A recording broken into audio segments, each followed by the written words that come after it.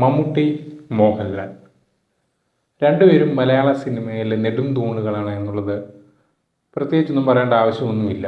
എല്ലാവർക്കും അറിയാം. ഏകദേശം ഒരു 4 പതിറ്റാണ്ടുകൾക്ക് മേളിലായി മലയാള സിനിമയെ താങ്ങിക്കൊണ്ടു പോകുന്ന രണ്ട് മഹത് വ്യക്തികളാണ്, മഹാ അഭിനേതാക്കളാണ് മമ്മൂട്ടി, മോഹൻലാൽ എന്ന് പറയുന്നത്. ഇന്ത്യൻ സിനിമ കണ്ട അല്ലെങ്കിൽ ലോക സിനിമയിൽ തന്നെ പ്രതിഭാസങ്ങളാണ് രണ്ടുപേരും. പക്ഷേ ഇപ്പോഴത്തെ ഒരു കാലഘട്ടം എടുക്കുകയാണെങ്കിൽ, അതായത് നമ്മുടെ കോവിഡിന് ശേഷമുള്ള ഒരു കാലഘട്ടം എടുക്കുകയാണെങ്കിൽ, ഈ രണ്ടുപേരും ഒരേ തുലാസിൽ നിൽക്കുന്നവരാണോ എന്നുള്ളത് ഒരു ചോദ്യചിഹ്നം തന്നെയാണ്. ഞാൻ പറഞ്ഞു വന്നത് വേറൊന്നും കൊണ്ടല്ല, അവരുടെ സിനിമകളെ ബേസ് ചെയ്താണ് പറയുന്നത്. നമുക്കറിയാം, ഒരു കാലത്ത് ഭയങ്കര പോരാട്ടമായിരുന്നു അഭിനയത്തിൻ്റെ പേരിൽ മമ്മൂട്ടിയും മോഹൻലാലും തമ്മിലെന്ന് പറയുന്നത്.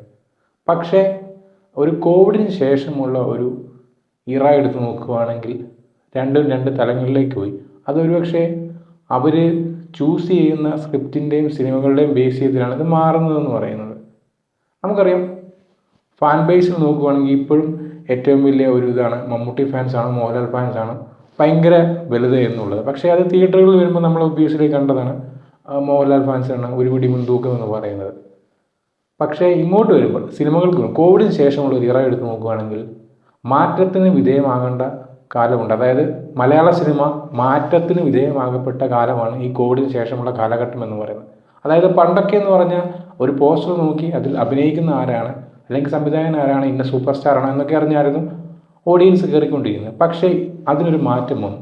അതായത് നല്ല സിനിമകൾ ഇറങ്ങിക്കഴിഞ്ഞാൽ ഓഡിയൻസ് ഓട്ടോമാറ്റിക്കലി തിയേറ്ററിൽ കയറി ആ ഒരു സിനിമ ഹിറ്റാവുന്ന കാഴ്ചയാണ് നമ്മൾ കണ്ടത്. അവിടെ സംവിധായകൻ്റെ പേരോ അല്ലെങ്കിൽ സൂപ്പർ സ്റ്റാറിൻ്റെ പേരോ ഒന്നും പ്രസക്തമല്ല. അങ്ങനെയുള്ള ഒരുപാട് സിനിമകൾ ഹിറ്റായ കാലഘട്ടം കൂടിയാണ് ഈ കോവിഡിന് ശേഷമുള്ളത്.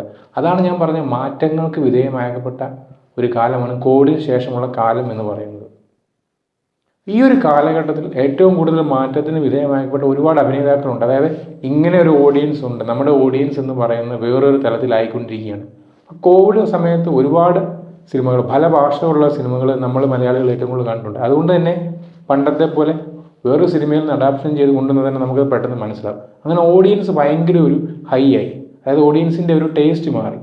അപ്പം അങ്ങനെ അതിനനുസരിച്ച് മാറ്റത്തിന് വിധേയമാക്കപ്പെട്ട വ്യക്തിയാണ് മമ്മൂട്ടി എന്ന് പറയുന്നത്. നമുക്ക് ഓൾറെഡി അറിയാം, മമ്മൂട്ടി സിനിമകൾ എടുത്ത് നോക്കുകയാണെങ്കിൽ അദ്ദേഹം ഏറ്റവും കൂടുതൽ യുവ സംവിധായകരെ കൊണ്ടുവന്ന മമ്മൂട്ടി തന്നെയാണ്. അവർക്ക് അവസരം കൊടുത്ത് അവരെ കൊണ്ടുവന്ന എല്ലാം മമ്മൂട്ടി തന്നെയാണ്. അതിന് ഒരു മാറ്റം വന്നിട്ടില്ല. ഇപ്പോഴും അദ്ദേഹം അത് തന്നെയാണ് ചെയ്തുകൊണ്ടിരിക്കുന്നത്. പക്ഷേ അദ്ദേഹത്തിൻ്റെ ആ ഒരു ഗിയർ ഒന്ന് ഷിഫ്റ്റായി. കോവിഡിന് ശേഷമുള്ള സിനിമകളിൽ അങ്ങനെ യുവ സംവിധായകർക്ക് അഭിനയം കൊടുക്കുകയും ചെയ്തു. ആ ഒരു കാറ്റഗറി മാറി.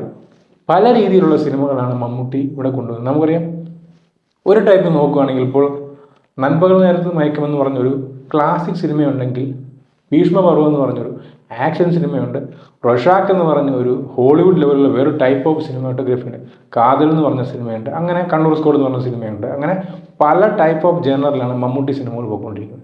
മറുവശത്ത് മോഹൻലാൽ സിനിമകൾ നോക്കുകയാണെങ്കിൽ പല ജേണറിലുള്ള സിനിമകളുണ്ട്. പക്ഷേ തിയേറ്ററിൽ ചെല്ലുമ്പോൾ ഓഡിയൻസിനെ സാറ്റിസ്ഫൈ ചെയ്യുന്നില്ല. നമുക്കറിയാം, മരക്കാറെന്ന് പറഞ്ഞ ബ്രഹ്മാണ്ഡ സിനിമയെന്ന് പറഞ്ഞ് എടുത്തിരിക്കുന്ന രീതിയിലുള്ള ഗംഭീരമാണ്. പക്ഷേ കഥയിലുള്ള അപര്യാപ്തത ഓഡിയൻസിനെ മടുപ്പിച്ചു. അതാണ് ആ ഒരു സിനിമയെ പരാജയപ്പെടാൻ പ്രധാന കാരണമെന്ന് പറയുന്നത്. പിന്നീടുള്ള ഹൈലൈറ്റ് എന്ന് പറഞ്ഞാൽ ഈ OTT ഇറങ്ങുന്ന സിനിമകളെല്ലാം നേരെ തിയേറ്ററിൽ ഇറക്കി. ഇപ്പോൾ മോൺസ്റ്റർ ആണെങ്കിലും എല്ലോൺ ആണെങ്കിലും അപ്പോൾ സംഭവിച്ച പരാജയം തന്നെയാണ്. എന്നാൽ ബ്രോഡാഡിയും ദൃശ്യം 2 ഒക്കെ തിയേറ്ററിൽ ഇറങ്ങുന്ന സിനിമകൾ നേരെ OTT ഇറക്കി. അപ്പോൾ കണ്ടത് മോഹൻലാൽ സിനിമകളെല്ലാം പരാജയപ്പെടുന്നതാണ് കണ്ടത്. പിന്നെ അതിനുശേഷം നമ്മൾ വന്ന നേരെ എന്ന് പറഞ്ഞ സിനിമയ്ക്കാണ് ഒരു മാറ്റം വന്നത്. ആ ഒരു സിനിമയുടെ കഥാരീതി, മോഹൻലാലിൻ്റെ വ്യത്യസ്തമായ ഒരു അഭിനയ രീതിയും വന്നപ്പോൾ ആ ഒരു സിനിമ ഭയങ്കര വമ്പൻ ഹിറ്റായി. പിന്നീട് വന്ന മലയക്കോട്ടെ വാലിബൻ എന്ന് പറഞ്ഞ സിനിമ നമുക്കറിയാം, ലിജോ ജോസ് പെല്ലിശ്ശേരി മോഹൻലാൽ കോംബോയിൽ വരുന്ന സിനിമയാണ്. എല്ലാവരും ഏറെ ആകാംക്ഷയോടെ കാത്തിരുന്ന സിനിമ കൂടിയാണ്. പക്ഷേ ആ ഒരു സിനിമയെ ഫോക്ലോർ രീതിയിലൊക്കെ വന്ന സിനിമയാണ്. സംഭവത്തിൻ്റെ മേക്കിംഗ് എല്ലാം ഗംഭീരമാണ്. പക്ഷേ എവിടെയൊക്കെ കഥയുടെ ചില അപര്യാപ്തതയും, അതിലെടുത്ത് പറയേണ്ടത് മ്യൂസിക്കിനുള്ളൊരു അഭാവമാണ്. അത്ര ഒരു മാസ് സീൻ കാണിക്കുന്ന സമയത്ത് പോലും മ്യൂസിക് എന്ന് പറയുന്നത് നമുക്കറിയാവുന്നതാണ്, കാറ്റ് പോലെ ഒരു മ്യൂസിക്കാണ്. അത് ആ സിനിമയെ നല്ലപോലെ ബാധിച്ചു. മലയക്കോട്ടെ വാലിബൻ ലാസ്റ്റ് മൊമെൻറ്റ് വന്നപ്പോൾ ഗംഭീരമായി, ഒരു പാർട്ട് 2ലേക്ക് വരേണ്ട രീതിയിൽ ഗംഭീരമാക്കി കൊണ്ടുവച്ചിട്ടുണ്ട്. പക്ഷേ എന്നിരുന്നാലും ആ ഒരു സിനിമയും പ്രേക്ഷകരെ സാറ്റിസ്ഫൈ ചെയ്തില്ല. ഇത് മൊത്തത്തിൽ പറയുകയാണെങ്കിൽ മോഹൻലാൽ സിനിമകൾ പരാജയപ്പെടുന്ന കാഴ്ചയാണ് നമ്മൾ കണ്ടത്. അതേ സമയത്ത് മമ്മൂട്ടി സിനിമകൾ വേറൊരു ടൈപ്പ് ഓഫ് രീതിയിൽ മുന്നോട്ട് പോവുകയും സക്സസ് ആവുകയും ചെയ്യുന്നു. അതുപോലെ തന്നെ പ്രേക്ഷകരുടെ കൈയടി നേടുകയും ചെയ്ത് മുന്നോട്ട് പോകുന്നു. എന്ന് പറഞ്ഞാൽ മമ്മൂട്ടി സിനിമകൾ പരാജയപ്പെടുന്നില്ല എന്നാണ്. ഒരുപാട് സിനിമകൾ പരാജയപ്പെടുകയും ചെയ്യുന്നുണ്ട്. പക്ഷേ ആ ഒരു ടേസ്റ്റിനനുസരിച്ച് മാറാൻ ശ്രമിക്കുന്ന വ്യക്തിയാണ് മമ്മൂട്ടി എന്ന് പറയുന്നത്. അപ്ഡേറ്റ് ആകാൻ ശ്രമിക്കുന്ന വ്യക്തിയാണ്.